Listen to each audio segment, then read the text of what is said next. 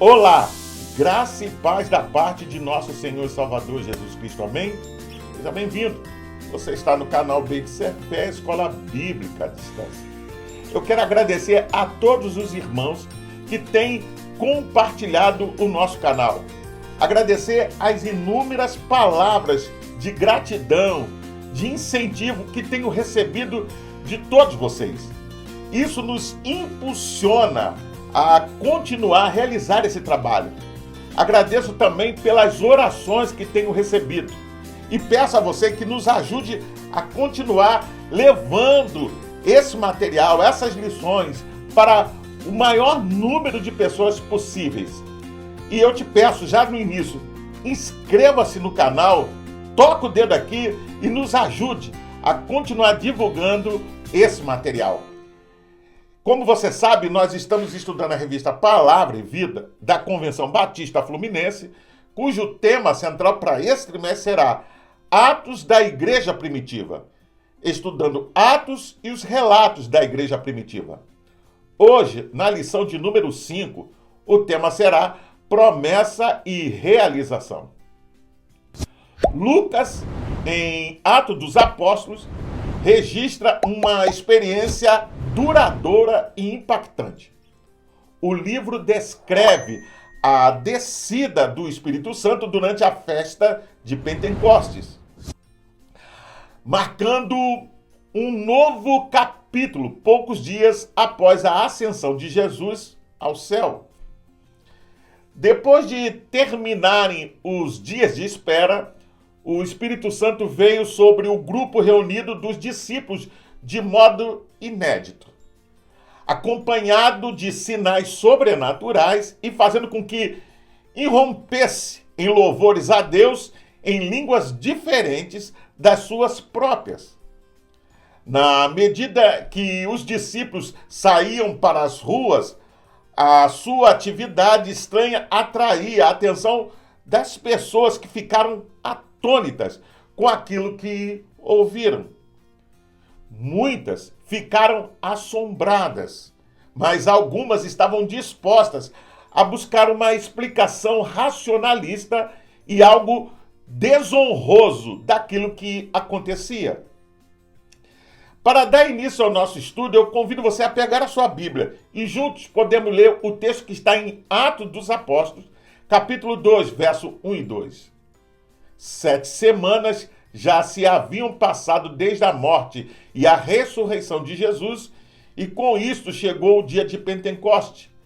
Quando os crentes se reuniram naquele dia, de repente apareceu um som semelhante ao rugido de um poderoso vendaval no céu por cima deles, e aquilo encheu a casa onde estavam reunidos. A descida do Espírito Santo é vital para a realização da obra de salvação na história, pois ele quem nos converte do pecado, da justiça e do juízo, assim como na missão que a igreja tem de fazer discípulos de todas as nações. Sem o Espírito Santo não há arrependimento. Sem o Espírito Santo não há entendimento das Escrituras, a palavra de Deus. Se não há arrependimento e entendimento da palavra, então não há fé no Senhor.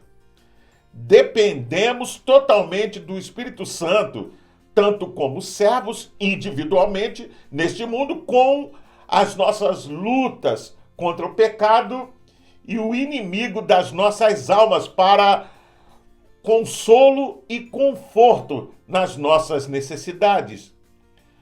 Quanto, como igreja, no cumprir a missão de fazer discípulos.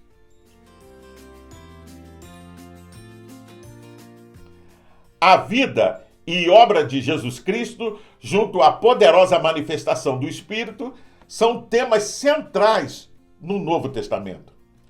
A descida do Espírito Santo marca o início da igreja cristã e inaugura um novo período em que Jesus não está mais fisicamente presente com os discípulos.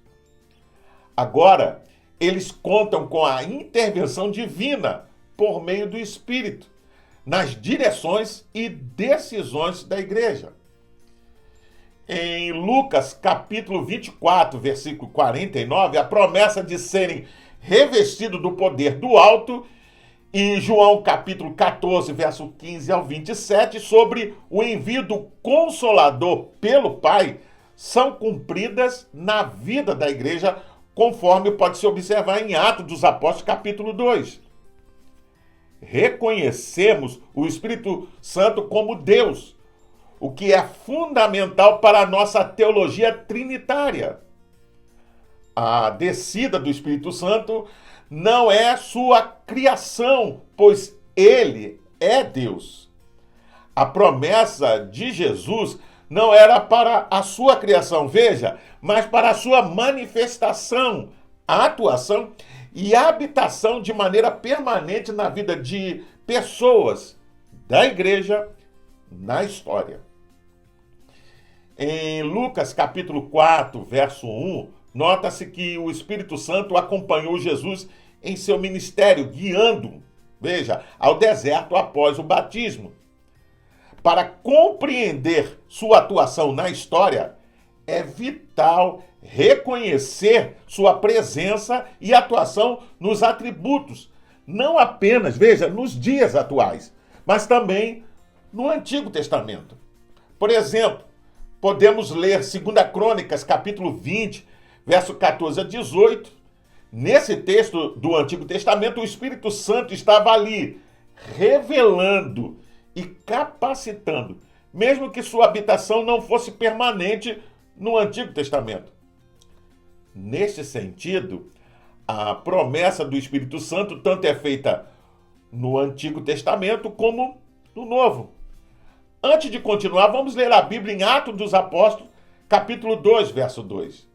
De repente, veio do céu um som, como de um vento muito forte, e encheu toda a casa na qual estavam assentados. Em resposta à ordem de Jesus, os apóstolos esperaram em Jerusalém com paciência e em oração, pelo dom do Espírito Santo. Quando se cumpriu a promessa, o apóstolo Pedro, ao ver a presença da multidão e como ficaram espantados com o acontecimento, vê a oportunidade, veja, para explicar o significado daquilo que ocorria. Seu discurso começa com uma alusão ao derramamento do Espírito Santo como cumprimento da profecia. Segundo Atos, introdução e comentário por Howard Marshall, a explicação correta achava-se num nível diferente de entendimento. Aquilo que acontecia devia ser encarado como cumprimento de uma profecia de Joel. E aqui Pedro passou a citar a relevante passagem que está em Joel, capítulo 2, verso 28 ao 32. Pedro considera que a profecia de Joel se aplica aos últimos dias e declara que seus ouvintes agora estão vivendo nos últimos dias. Já começou o ato final da salvação divina. O primeiro tema da profecia e o principal é que, veja, Deus está para derramar o seu Espírito Santo sobre todos os povos, isto é, sobre todos os tipos de pessoas, e não apenas sobre os profetas, reis, sacerdotes, como tinha sido o caso nos tempos do Antigo Testamento.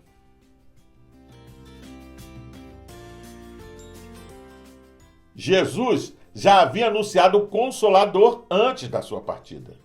Junto a esta promessa, havia o plano divino em capacitar a igreja para a missão.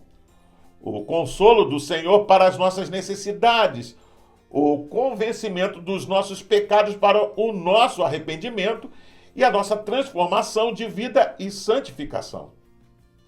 Deus escolheu um momento significativo durante a festa de Pentecostes para cumprir sua promessa, reunindo judeus de aproximadamente 15 nações em Jerusalém. Essa festa, também chamada de festa da colheita, era uma das 3 festas fixas do calendário da cultura judaica. O termo festa de Pentecostes se refere ao período de 50 dias após a Páscoa judaica.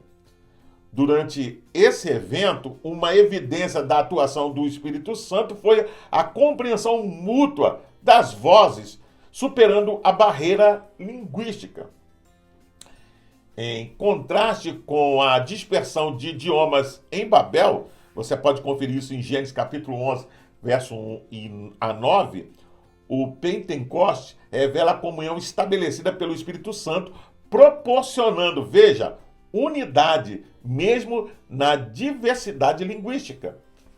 Antes de continuar, vamos ler a Bíblia em Atos dos Apóstolos, capítulo 2, verso 3 ao 5. E viram o que parecia línguas de fogo, que se separaram e pousaram sobre cada um deles. Todos ficaram cheios do Espírito Santo e começaram a falar noutras línguas, conforme o Espírito Santo os capacitava. Havia em Jerusalém judeus tementes a Deus, vindos de todas as nações do mundo.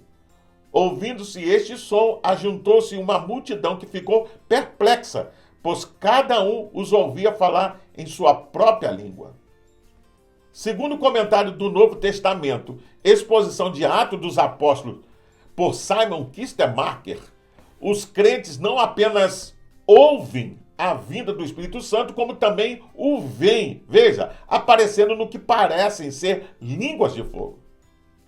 Esse fogo, símbolo da presença divina, toma a forma de línguas que não saem da boca dos crentes, porém, pousa sobre a cabeça deles. Por conseguinte, não devemos confundir essas línguas com outras línguas, veja, mencionadas no versículo subsequente, verso 4, onde Lucas introduz o milagre de falar em línguas. O Espírito Santo aparece nesse sinal externo e pousa sobre cada um dos crentes. Não se trata de algo ilusório, pois Lucas indica claramente que eles viram línguas de fogo. A descida do Espírito Santo cumpre a profecia de João Batista de que os discípulos seriam batizados com o Espírito Santo e com fogo. Logo, a vinda do Espírito Santo prenuncia uma nova era, pois ela faz sua habitação, podemos dizer, entre os homens, não de forma temporária, veja, mas para sempre. Como pode-se observar, Deus utiliza a linguagem para se comunicar universalmente, como evidenciado no relato de Lucas sobre o evento da glossolalia. A palavra grega glossolalia se traduz como o ato de falar línguas. João Filson Soren, autor de A Doutrina do Espírito Santo, descreve o dom de línguas como um milagre divino, em que o Espírito Santo concede a alguns crentes a capacidade, veja, de falar em idiomas não apreendidos naturalmente, visando testemunhar de Jesus Cristo aos descrentes.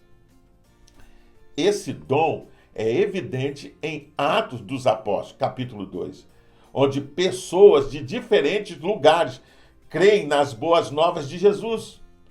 Outro exemplo, podemos ver, ocorre em Atos dos Apóstolos, capítulo 10, verso 46. Na casa de Cornélio, onde Pedro e seus companheiros entendem e são edificados ao ouvir aqueles que glorificam a Deus.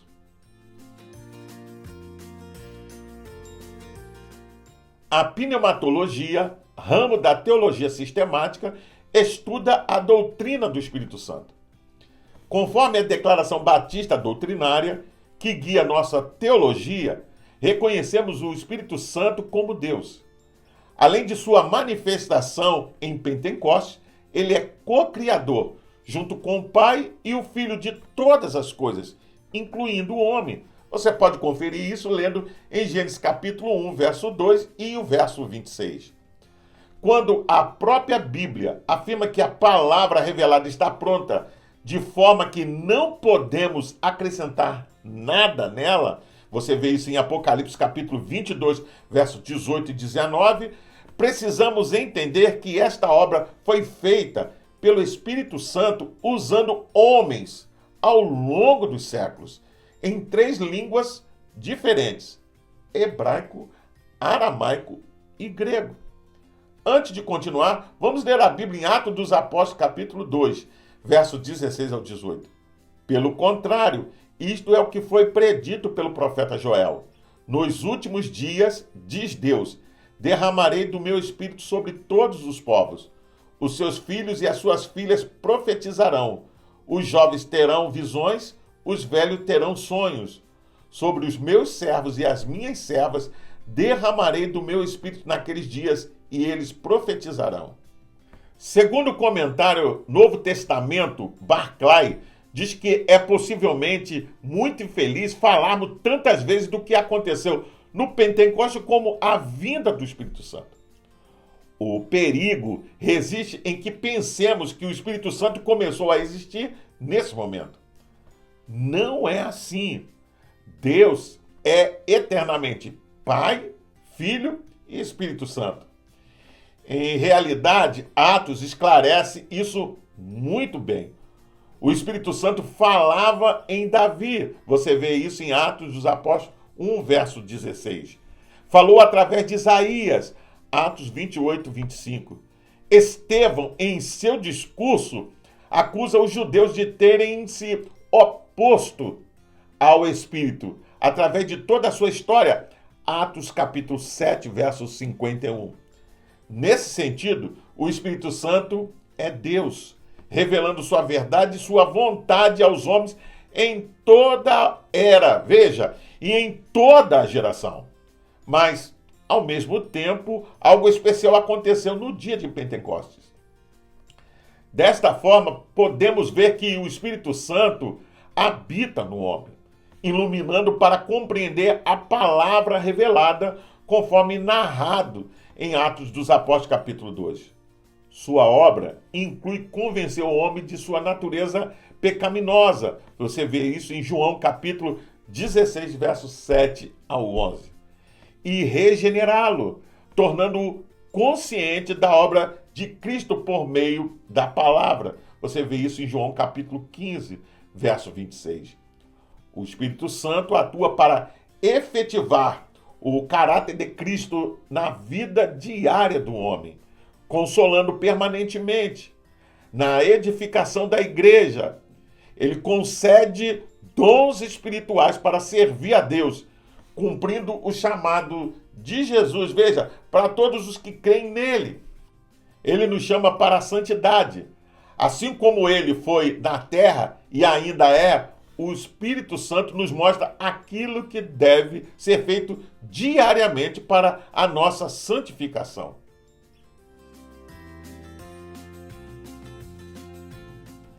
A descida do Espírito Santo não é apenas um evento que aconteceu na história.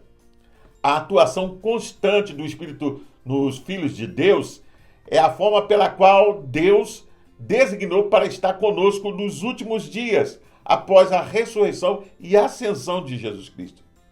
Segundo Barclay, nunca saberemos o que aconteceu precisamente no dia de Pentecostes, mas sabemos que foi um dos grandes dias da igreja cristã, devido ao que nele o Espírito Santo veio à igreja de forma muito especial.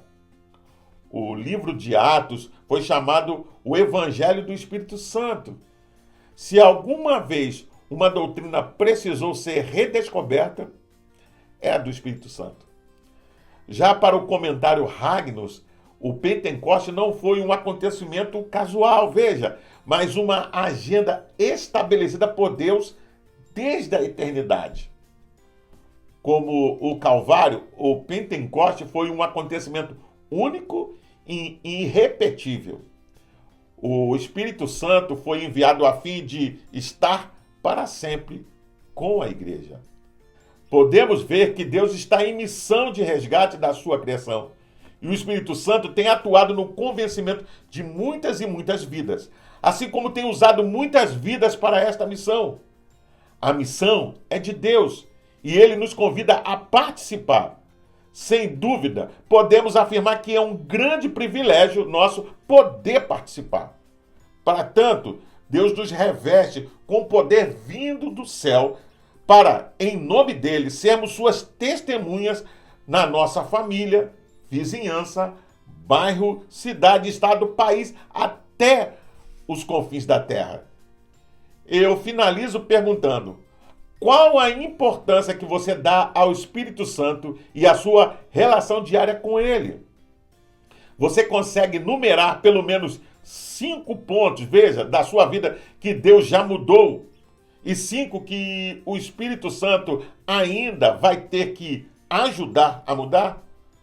Sobre dons espirituais. Você conhece a lista de dons espirituais narradas no Novo Testamento? Você consegue identificar pelo menos um dom, veja, de que Deus já lhe concedeu? Eu convido você a fazer a leitura diária que vai de segunda até domingo, onde você vai encontrar diversos textos que vão te ajudar a entender e a compreender melhor essa lição. Você também pode baixar a revista Palavra e Vida da Convenção Batista Fluminense. Basta acessar o link que vai estar na descrição desse vídeo. Você entra, se cadastra e baixa para o seu tablet, celular ou computador. E não só vai poder rever essa lição, mas acompanhar futuras lições. Pois bem, eu sou o pastor Carlos Guerra e você está no canal Beit Sefer, Escola Bíblica à Distância. Hoje nós estudamos a lição de número 5 e o tema foi promessa e realização. Gostaria ainda de deixar uma palavra de recomendação a todos aqueles que participam do canal, que frequentam, mas não frequentam nenhuma igreja cristã. Procure uma igreja cristã que tenha compromisso com a pregação genuína da palavra de Deus perto da sua casa. Faça uma visita, sem dúvida você vai ser bem recebido e vai se sentir bem. Agora, se você gostou desse conteúdo, inscreva-se no canal. É rápido, é fácil, basta clicar aqui. Então, gostei, faça um comentário, deixe a sua opinião, mesmo que ela seja contrária. Você não precisa ser e estar em conformidade com tudo que a gente fala aqui, pois eu quero ouvir a sua opinião também. Não esqueça de acionar o sininho para receber futuras notificações, porque semana que vem tem mais. E nos ajude a compartilhar esse conteúdo para que mais e mais pessoas tenham acesso às lições, ao material desse canal. Você pode também ouvir essa lição acessando o seu podcast preferido. Até o próximo encontro. Nos vemos em breve. Fique na paz. Deus te abençoe.